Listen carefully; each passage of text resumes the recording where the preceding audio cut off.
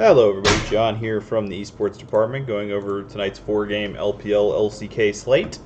Last day of the regular season, so we'll see what kind of implications we have left for these matchups. The first matchup of the day, RNG minus 2,500. They're 13-2 on the season, up against LGD plus 1,000, who is 4-11 on the season.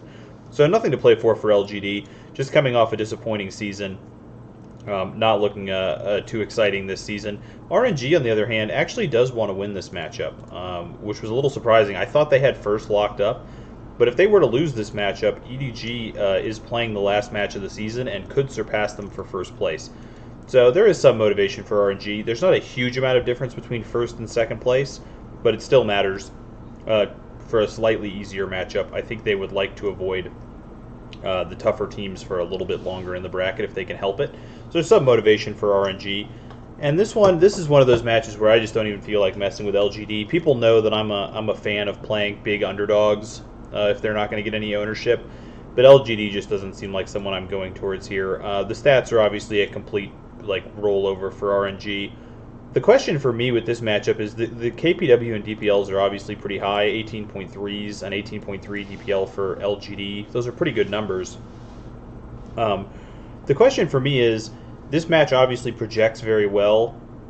The question is, should we just fade RNG? Because when you have a match that's such a rollover like this, I mean, we saw it kind of last night with Damwon. They lost a game to KT, but in the 2 games they won, they're just up by 5,000 gold at 15 minutes and just barely any points get scored. And obviously RNG is a much bloodier team in general. But that can happen in these games that are so lopsided like this, that RNG just completely dominates the early game. There's not a lot of kill participation, and then they're so far ahead that there's really nothing LGD can do. So it's hard to say. Maybe this game might be worth trying to fade in a GPP and just hope that you can get away with it. That feels like something that's a reasonable thing to do on the slate. But RNG clearly going to project well. For cash, they're going to be a staple of cash, so hard to avoid that. The second matchup of the day, Rare Atom at plus 160. They're 10-5 on the season, up against EDG, who is minus 200 and 12-3 on the season. So if Royal wins, since they're the first match, then EDG won't be playing for anything here, but Rare Atom will be. If Rare Atom gets the win here, they will surpass Team WE and move into the 6th place spot, which is pretty valuable for them, actually. That would actually matter quite a bit. So I think Rare Atom is definitely a playable underdog here. Statistically, they're 1839 to EDG's 1869, so not super far behind. Plus 176 to Rare Atom's 91. As far as the objectives go, slight advantage in First Blood for EDG, and big advantage in First Turret. Their Dragon percentages and Herald percentages are higher, but at 15 minutes the teams are pretty much even. So I think both these teams are playable to some degree. Now, EDG does tend to be one of the lowest scoring teams in the LPL, but I find that when you have a competitive matchup like this, sometimes the games can go a little longer and be fairly close. So this feels like a matchup where you could definitely play either side in GPPs. I think I'm definitely going to have a share or two of Rare Atom and a share or two of EDG, because I just feel like this has the potential to have some 35-minute games that are pretty close that end up being fairly high scoring. And Rare Atom's motivation is high. EDG might be having some fun in this match, which might loosen it up a little bit if they don't have anywhere that they can move. It's not possible, even if they lose 0-2, for them to lose their 2nd place spot, so there's really nowhere for them to fall. And that seems like a spot where there just could be some pretty reasonable scoring in this matchup, I feel. So I think this is one I'm going to look to get some exposure to. Going to the LCK. First matchup of the day, HLE at plus 120. They're 12-5 on the season, up against T1, who is minus 155, 10-7 on the season. So it's good. That'll be interesting for people just right off the bat that HLE is an underdog despite being higher in the standings, and statistically 1840 to 1830, 97 to 94. They are worse on the objectives. They're better on Dragons, worse on Heralds, but also worse on First Blood and First Turret. And at 15 minutes, they're not as far ahead as T1. It's important to keep in mind with T1, though, that this is a team that has only solidified their roster in the last 3 weeks and have looked pretty good since they solidified their roster. For me, this actually feels like T1 is a bigger than -155 favorite in this matchup. I think T1 is a fairly large favorite and will probably get the job done. HLE, I think, is going to be a very popular underdog, so HLE feels like the fade spot to me. Just me personally, I think I'm going to end up fading off of HLE. I think they're going to be really popular, and T1 has looked pretty good with their main lineup. I think they match up very well versus HLE. I think HLE's weaknesses are things that T1 can take advantage of, and I just don't see Chovy like running over Faker. I'm sure he'll win lane, but Faker's, these days is kind of known as a guy that can just handle the pressure from somebody like Chovy. So this feels like T1 in a very good spot here. We're going to get lineups for this one just to assure us that T1 is still running back the same lineup, which is going to be important to note. If we see Closer or Gumayusi coming in for this matchup, I might be more likely to go towards HLE. I want to see the solidified playoff roster from T1, but I'm pretty happy to be playing T1 if I see that. And HLE feels a little fadeable to me, given that I think they'll be kind of popular.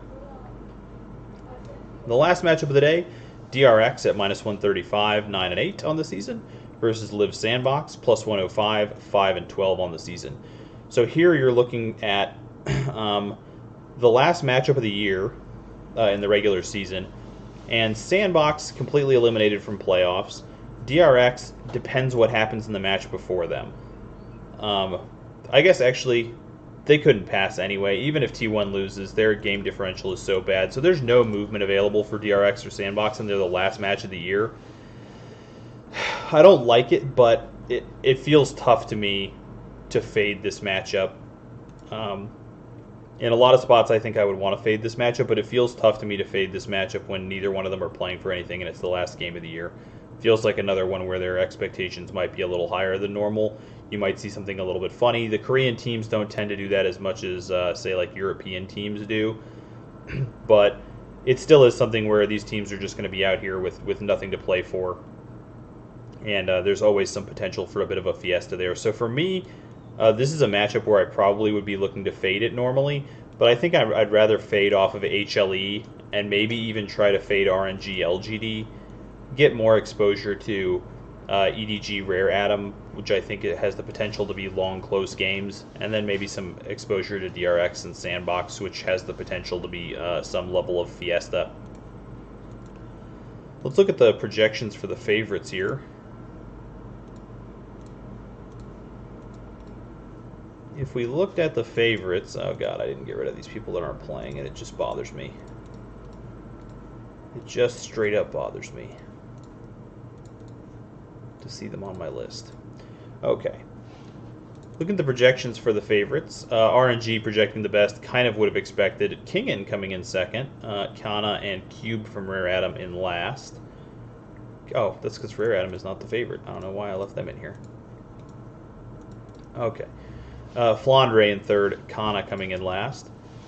In the jungle, it is Wei, followed by Gigi, Cuz, and Piosik in last. In the mid lane, Cryan, Scout, Solka, and Faker coming in last. Faker does seem like the spot that you probably fade if you're gonna play T1. There's one guy on the lineup where maybe you're not interested in him as much. It's probably Faker. At 80 carry, Gala, Viper, Teddy, and Bao coming in last.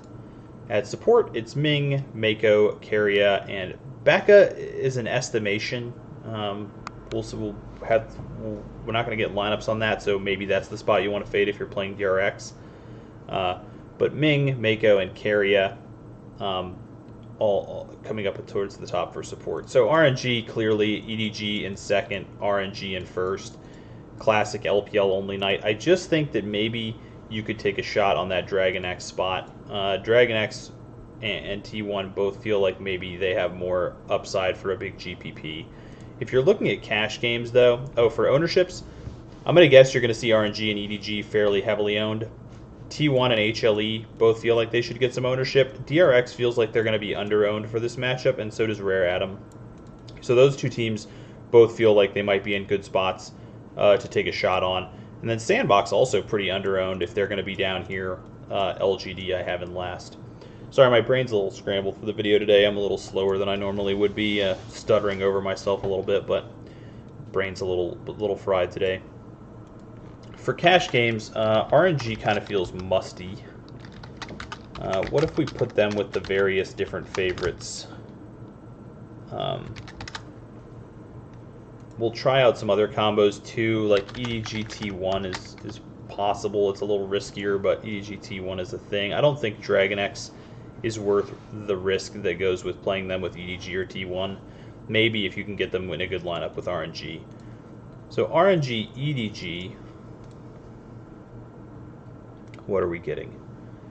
A support captain, you can get 4 RNG, but it's 581.1, not the best projection, and you are playing the support captain, so not the most upside there. If you play RNG with DRX, you can get a Xiaohu captain with 4 RNG. That's not too bad. 601. I don't have to edit these lineups so far today, which is nice. Becca's in there.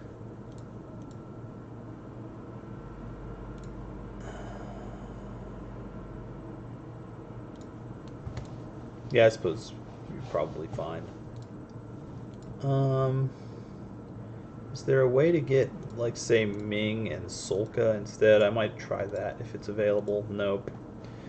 Okay, so you get the 601 there. It's definitely a little sketchy. I think Sandbox definitely could beat DRX. Like, definitely could beat DRX. So it's a little bit sketchy there. But it's still playable at least. RNG and T1. It is a support captain. You can get a 4-2 though. It's 586.8. The only other one I kind of want to look at is EDG T1, and this one's a little sketchy. Both these teams are capable of losing. You're just not getting a big enough upgrade. I was hoping you might be able to get a really large number on this, but it only projects 572. What if you did something, well, I just don't know if you want to trust Dragon X with either of those two. It feels like you should just be playing an RNG lineup. Either RNG T1, which has the safety level. I think it's a reasonably safe setup to be playing. Is there just no way to get Wei? Is he just way too expensive? Way too expensive. Let's see, 600. So you could get Teddy and Wei instead. It projects a little bit worse, but why does it project so much worse? This feels like a great spot for Wei. It just likes Gala's spot slightly more. Oh, it only projects 1 point worse. This just feels like it could be a decent way to play this lineup. I tend to really like Teddy, since I think Faker is going to be in a very tough matchup. I kind of think T1 might play towards bot and really enable Teddy. This feels like maybe what I might end up playing in cash tonight. I think I might fade RNG in the GPPs and then just go with this nice, safe RNG T1 lineup. I have a lot of faith in T1 in the matchup, so it's a reasonable spot for that, I think. Maybe I go with like a DRX or a Sandbox match lineup in GPPs, and then go with something like this in cash. That's kind of how it feels like it's going to play out for me tonight. And then obviously mess around with some EDG and Rare Atom as well. So I think that's what I'm looking at tonight. Sorry, not my best video. I got some stuff coming up I got to do in a minute.